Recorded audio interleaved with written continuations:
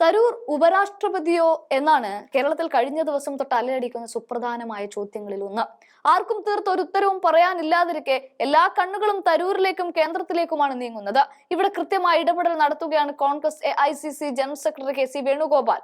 കോൺഗ്രസ് നേതൃത്വം തരൂർ വിഷയത്തിൽ തള്ളാനും കൊള്ളാനും കഴിയാത്ത സാഹചര്യത്തിൽ നിൽക്കുന്നതിനിടയിലാണ് അപ്രതീക്ഷിതമായ ഒരു രാജി ഇന്ത്യയുടെ ഉപരാഷ്ട്രപതിയായ ജഗദീപ് ധൻകർ പ്രഖ്യാപിക്കുന്നത്.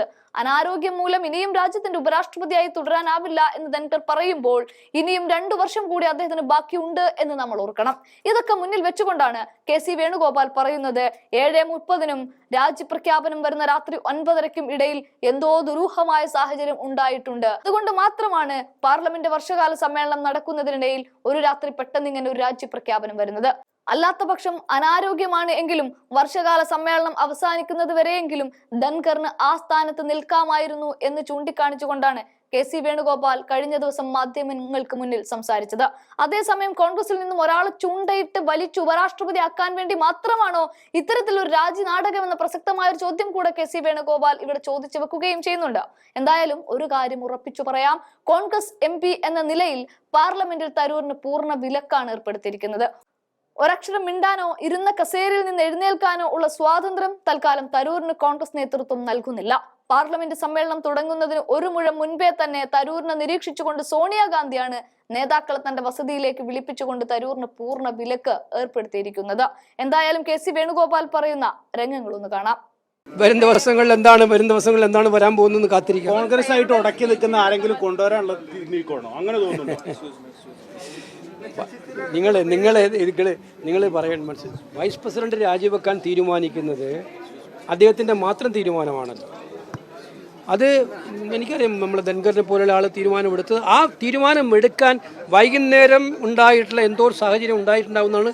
ഈ സാഹചര്യങ്ങളുടെ അടിസ്ഥാനത്തിൽ നമുക്ക് മനസ്സിലാവുന്നത് എന്താണ് സാഹചര്യം എന്നുള്ളത് കണ്ടറിയണം. അല്ല, ഇത് ഇന്ത്യയെ സംബന്ധിച്ചിടത്തോളം അസാധാരണമായിട്ടുള്ളൊരു സംഭവമാണ് ഇപ്പോൾ ഉണ്ടായിരിക്കുന്നത്. ഇന്ത്യയുടെ ചരിത്രത്തിൽ ഇതുവരെ വൈസ് പ്രസിഡന്റ് കാലാവധിക്ക് മുൻപ് രാജിവെച്ച ചരിത്രം ഉണ്ടായിട്ടില്ല. അതുപോലെ തന്നെ പാർലമെന്റ് സമ്മേളനം തുടങ്ങിയ ആദ്യ ദിവസം തന്നെ നമുക്ക് മനസ്സിലാകാത്ത കാര്യം ഹെൽത്ത് റീസൺ ആണെന്ന് അദ്ദേഹം പറയുന്നത്. ഞാൻ അതിനെ മാനിക്കുന്നു. പക്ഷേ ഹെൽത്ത് റീസൺ ഈ പാർലമെന്റ് സമ്മേളനം തീരുന്നവരെ കാത്തിരുന്നാലും കുഴപ്പമുണ്ടാവില്ല. മാത്രമല്ല, ഇന്നലെ അദ്ദേഹം ഇന്നത്തേക്ക് BSc ഫിക്സ് ചെയ്തിട്ടുണ്ടായിരുന്നു. രാജ്യസഭ BSc ഫിക്സ് ചെയ്തിട്ടുണ്ടായിരുന്നു. അതുപോലെ തന്നെ പിന്നെ ഇന്നത്തെ ചർച്ചകളെക്കുറിച്ച് അദ്ദേഹം സൂചിപ്പിച്ചിട്ടുണ്ടായിരുന്നു ഇന്ന് ചെയ്യുന്നൊക്കെ. അതിനിടയിൽ പൊടുന്നനെ അദ്ദേഹത്തിൻ്റെ രാജി വരുന്നത് ഞങ്ങളെല്ലാം സത്യത്തിൽ എന്താണ് സംഭവിക്കുന്നതെന്ന് ബോധ്യപ്പെടാത്ത അവസ്ഥയിലേക്ക് എത്തിച്ചിട്ടുണ്ട്. നമ്മുടെ നാട്ടിൽ എന്താണ് സംഭവിക്കുന്നത്? പ്രൈം മിനിസ്റ്റർ വിദേശത്ത് പോകുന്നു, ഇവിടെ പിന്നെ പാർലമെൻറ്റ് സെഷൻ നടക്കുന്നു, വൈസ് പ്രസിഡന്റ് ഓഫ് ഇന്ത്യ രാജിവെക്കുന്നു പൊടുന്നനെ. അപ്പോൾ എന്താണ് സംഭവിക്കുന്നതെന്ന് അറിയേണ്ട ഉത്തരവാദിത്വം രാജ്യത്തിനില്ലേ? ബിസിനസ് അഡ്വൈസറി കമ്മിറ്റി വിളിച്ചിരുന്നു എന്ന് പറഞ്ഞു. ജുഡീഷ്യറിയിലെ നിയമനം, അതുപോലെ തന്നെ നിങ്ങൾ കൊടുത്ത ഇംപീച്ച്മെന്റ് നോട്ടീസ് എടുത്തതൊക്കെയാണ് പ്രശ്നം, അങ്ങനെ കേൾക്കുന്ന ഒരു റിപ്പോർട്ട്. അല്ല, ഞാൻ അതിന് ഊഹാപോഹങ്ങളെ കുറിച്ച് പറയാൻ പോലും ഔദ്യോഗികമായിട്ട് പറയാൻ ആഗ്രഹിക്കുന്നില്ല. പക്ഷേ എന്തായാലും വൈസ് പ്രസിഡന്റ് ഓഫ് ഇന്ത്യ രാജിവെച്ചത് കേവലം ഹെൽത്ത് ഗ്രൗണ്ടിൽ മാത്രമാണെന്നൊരു കൺവിൻസിംഗ് ആയിട്ട് എനിക്ക് തോന്നുന്നില്ല. ഞങ്ങൾക്ക് ആർക്കും അത് തോന്നുന്നില്ല കൺവിൻസിംഗ് ആയിട്ട്. പക്ഷെ കാത്തിരിക്കാം, വരും ദിവസങ്ങളിൽ എന്താണ് വരാൻ പോകുന്നത് കാത്തിരിക്കാം. കോൺഗ്രസ് ആയിട്ട് ഉടക്കി നിൽക്കുന്ന ആരെങ്കിലും കൊണ്ടുവരാനുള്ള നീക്കമാണോ അങ്ങനെ തോന്നുന്നു? നിങ്ങൾ പറയാൻ മനസ്സിലായി, വൈസ് പ്രസിഡന്റ് രാജിവെക്കാൻ തീരുമാനിക്കുന്നത് അദ്ദേഹത്തിൻ്റെ മാത്രം തീരുമാനമാണല്ലോ. അത് എനിക്കറിയാം, നമ്മൾ ധൻകറിനെ പോലുള്ള ആൾ തീരുമാനമെടുത്തത്. ആ തീരുമാനം എടുക്കാൻ വൈകുന്നേരം ഉണ്ടായിട്ടുള്ള എന്തോ ഒരു സാഹചര്യം ഉണ്ടായിട്ടുണ്ടാവുന്നതാണ്. ഈ സാഹചര്യങ്ങളുടെ അടിസ്ഥാനത്തിൽ നമുക്ക് മനസ്സിലാവുന്നത് എന്താണ് സാഹചര്യം എന്നുള്ളത് കണ്ടറിയണം.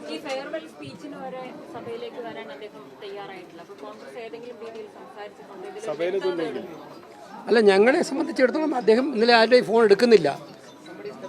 ഞാൻ മനസ്സിലാക്കിയെടുത്തോളം അദ്ദേഹത്തോട് ഇത്തരം കാര്യങ്ങൾ എന്തായാലും അദ്ദേഹത്തിൻ്റെ സേവനത്തെക്കുറിച്ച് നന്ദി പറയാൻ പോലും വിളിച്ചപ്പോൾ പലരും അദ്ദേഹത്തെ കിട്ടിയിട്ടില്ല എന്നാണ് ഞാൻ മനസ്സിലാക്കുന്നത്. അപ്പോൾ എന്താണ് അദ്ദേഹത്തിൻ്റെ കുറിച്ചുള്ള അഭിപ്രായം, അദ്ദേഹത്തിന് എന്താണ് ഇതിനെക്കുറിച്ച് പറയാനുള്ളത് അദ്ദേഹം തന്നെ പറയുമോ എന്നുള്ളത് നമ്മൾ കാത്തിരിക്കാം. ഇത്രേ ഉള്ളൂ. അല്ല, ഇത് ഞാനിപ്പോൾ പറഞ്ഞു വെച്ചതേ ഉള്ളൂ. ഓരോ ദിവസം കഴിയുന്തോറും ഈ മാൻ ആനിമൽ കോൺഫ്ലിക്റ്റ് മൂലമുള്ള മരണം കൂടിക്കൊണ്ടിരിക്കുന്നു, ആളുകൾ കൊല്ലപ്പെടുന്നു കൂടിക്കൊണ്ടിരിക്കുകയാണ്. ഇത് നിസ്സഹായതയോടെ നോക്കി നിൽക്കുകയാണ് സംസ്ഥാന ഗവൺമെൻറ്. കേന്ദ്ര ഗവൺമെൻറ് ആണെങ്കിൽ ഞങ്ങൾക്ക് ഇതൊന്നും ബാധകമല്ല എന്ന് പറഞ്ഞുകൊണ്ട് നിൽക്കുകയാണ്. ഈ കഴിഞ്ഞ പാർലമെൻറ്റ് സമ്മേളനത്തിൽ നമ്മൾ വിശദമായ ചർച്ചയ്ക്ക് വിധേയമാക്കിയതാണിത്. മന്ത്രിയോട് ഞങ്ങൾ നേരിട്ട് കണ്ട് പറഞ്ഞതാണ്. മന്ത്രി സംസ്ഥാന ഗവൺമെൻറ് തലയിലാണ് ഇതെല്ലാം കുട്ടിവെക്കുന്നത്. സംസ്ഥാന ഗവൺമെൻറ് പറയുന്നത് കേന്ദ്രമാണ് ചെയ്യുന്നത്. പക്ഷേ ഓരോ ദിവസം കഴിയുന്നതും ജീവൻ നഷ്ടപ്പെട്ടുകൊണ്ടിരിക്കുന്നു. ഈ ജീവൻ നഷ്ടപ്പെടുന്ന അവസാനിപ്പിക്കാനുള്ള ഗൗരവതരമായ നടപടി കേന്ദ്ര ഗവൺമെൻറ്റിൻ്റെ ഭാഗത്തുനിന്നുണ്ടാകണം. അതിനുവേണ്ടി സംസ്ഥാന ഗവൺമെൻറ് ശക്തമായ നിലപാടെടുക്കണം. ഇതാരെങ്കിലും ഉന്നയിക്കുന്നവരെ കളിയാക്കുകയാണ് സംസ്ഥാനത്തെ മന്ത്രി ചെയ്തതായിട്ട്.